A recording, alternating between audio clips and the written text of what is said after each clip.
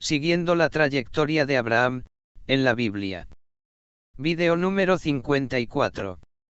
Siguiendo la trayectoria de Abraham, es una serie de videos, donde se detalla lo que la Biblia enseña acerca del patriarca, Abraham, desde el capítulo 11, de Génesis, hasta el capítulo 25.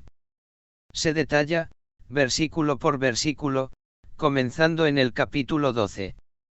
En este vídeo de hoy, vamos a estar meditando acerca de Génesis 17:4 de la Biblia.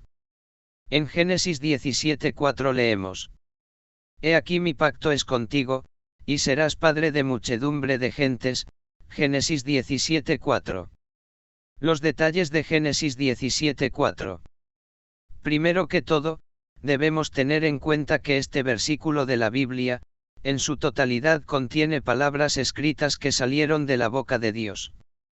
Jesucristo, en Mateo 4:4 dijo: No solo de pan vivirá el hombre, sino de toda palabra que sale de la boca de Dios. Así que lo expresado aquí por Dios, debemos tomarlo como algo sagrado, porque son palabras de Dios. El tema principal en este versículo es la renovación unilateral del pacto de Dios con Abraham, y una declaración de Dios a Abraham, de que él sería padre de muchedumbre de gentes. Sin embargo, algunos seguidores de Jesucristo piensan que en el pasaje Génesis 17:1-8, Dios estaba haciendo un nuevo pacto con Abraham. Pero en realidad, lo que se presenta aquí no es más que una confirmación del pacto, el cual ya Dios había anunciado a Abraham. Ya hemos expresado que el pacto de Dios con Abraham es un pacto perpetuo, divinamente establecido para desarrollarse a lo largo de la historia del pueblo de Dios.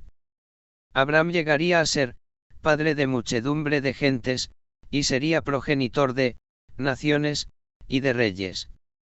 Dios seguiría estableciendo y desarrollando su pacto con la descendencia de Abraham, de generación en generación. En este pacto, Dios promete ser siempre el Dios de su pueblo. Por lo que también se entiende que el pueblo sería siempre un pueblo escogido y especial, con el cual Dios tendría especial comunión. En este sentido, se presupone que habrá una extensión hacia el ámbito espiritual, y no únicamente en el sentido étnico y terrestre del pueblo de Dios. Así como el pacto de Dios con Abraham es perpetuo e inalterable, así son también las promesas de Dios, en los tiempos presentes, para los seguidores de Cristo. Dios fue paciente con Abraham, y nuestro Creador decidió reconfirmar a él su pacto en repetidas ocasiones. Pero Abraham tuvo que aprender que las promesas divinas se cumplen siempre, de acuerdo con la voluntad de Dios, y no según la voluntad del hombre. Porque Dios quiere que sus hijos humanos dependan más y más de Él. Este deseo de Dios de que dependamos de Él, ha estado vigente desde la creación de Adán y Eva. Dios no formó la primera pareja humana para dejarla abandonada en el ambiente natural de esta tierra. Sino que su propósito ha sido que nosotros dependamos de Él, y tuviéramos comunión con Él, a todo momento. Por eso Dios, en Jeremías 33:3, dice: Clama a mí, y yo te responderé. Jesucristo nos enseñó de esto, cuando Él se pasaba noches enteras en oración, con el Padre Dios. Abraham debía vivir ante Dios, y confiar en que Dios le levantaría una gran descendencia, a través de su esposa Sarai, a pesar de que ella era estéril. Es que nosotros debemos entender que la voluntad de Dios es libre de lo que, de acuerdo a nuestro entendimiento, es imposible. Por ejemplo, nuestro entendimiento nos dice que es imposible dibujar un cuadrado redondo. Sin embargo, esto no se aplica a Dios, porque nada es imposible para Él. Por eso es que debemos tener fe en Dios. Nosotros no debemos estar buscando entendimiento en todos los actos de Dios, sino que, si sabemos que un acto a favor de nosotros proviene de Dios, debemos aceptarlo por fe, sin buscar explicaciones. Debemos esperar en Él, porque todos sus actos son siempre buenos. De esto es que se deriva el gran interés de Dios, de que tengamos fe en Él. Por eso Jesucristo llegó a expresar diciendo: al que cree, todo le es posible, en Marcos 9:23. Ya vimos que nosotros no debemos estar buscando explicaciones en todos los actos de Dios, sino que, si sabemos que un acto a favor de nosotros proviene de Dios, debemos aceptarlo por fe. Pues nosotros nunca vamos a entender todos los misterios y actos provenientes de la providencia de Dios. En Isaías 55:8-9, el mismo Dios dice, porque los pensamientos de ustedes no son mis pensamientos, ni son mis caminos los caminos de ustedes, dice Yahvé. Porque como los cielos son más altos que la tierra, así mis caminos son más altos que los caminos de ustedes, y mis pensamientos que los pensamientos de ustedes. Por eso, la Biblia nos enseña que sin fe, es imposible agradar a Dios, en Hebreos 11:6. Las personas ateas, tienden a dar a su razonamiento y a su entendimiento, un 100% de crédito, mientras que la tendencia de ellos, es dar a la fe en Dios, un 0% de crédito. Sin embargo, hay razonamientos y entendimientos de ellos con referencia a Dios, que bajo la rebeldía de ellos en contra de la voluntad de Dios, ellos no los conocen ni los conocerán, si se mantienen rechazando a Dios. Romanos 1:28 en la Biblia, dice, como ellos no aprobaron tener en cuenta a Dios, Dios los entregó a una mente reprobada, para hacer cosas que no convienen. De modo que, las personas ateas, intencionalmente han optado por ignorar lo relacionado con Dios, para justificar sus estilos personales de vida. Romanos 1:22 dice, profesando ser sabios, se hicieron necios. Una persona que se declaró ser atea me dijo que, si existe un Dios todopoderoso, ese Dios podría construir una pared que él mismo no puede saltar. Esta es una burla abierta a la persona de nuestro Dios.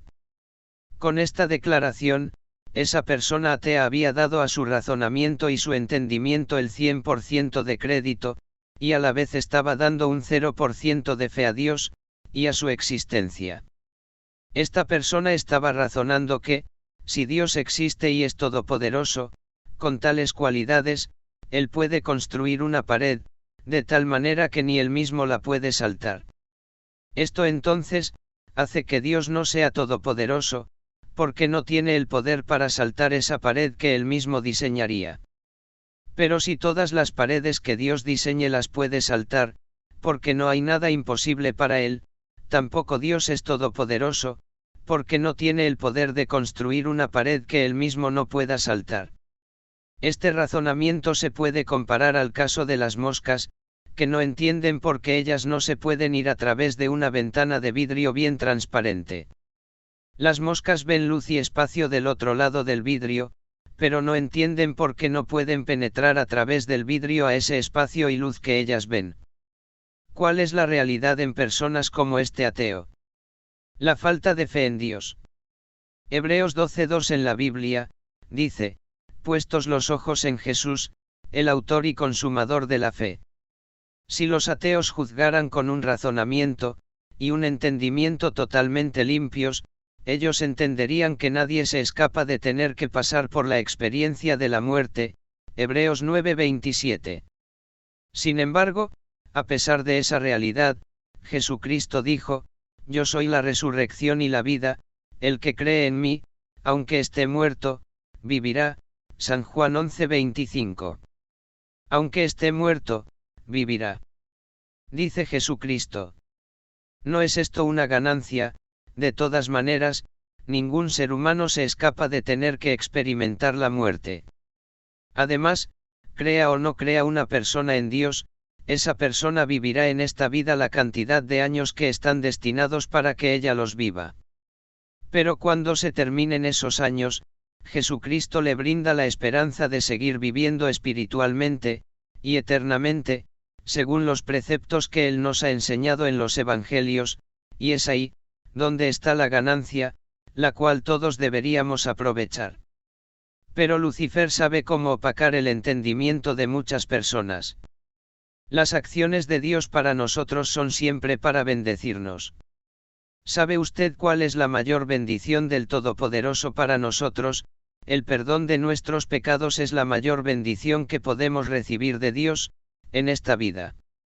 Cuando recibimos el perdón de nuestros pecados, somos limpiados de todas nuestras maldades, nacemos de nuevo, tenemos paz con Dios, somos hechos de nuevo hijos de Dios, como cuando éramos niñitos, podemos tener una relación personal con Él, el Espíritu Santo viene a morar en nosotros, y recibimos la entrada al reino de los cielos.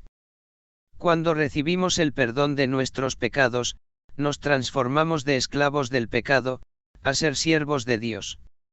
Una visión de Dios, es que seamos como Abraham, que seamos personas de fe como Abraham, padres de muchedumbres, que seamos siervos de Dios. A Dios le encanta que seamos pastores que cuiden y orienten a las ovejas de Él, que seamos líderes espirituales en la sociedad, que seamos hacedores de discípulos, que a través de nosotros, muchas personas conozcan a Cristo, y vivan para Cristo, y que sus familias sean bendecidas abundantemente. Pero esto implica sacrificio y lucha, derramar lágrimas, renunciar a los sueños humanos, luchar contra el pecado, etc.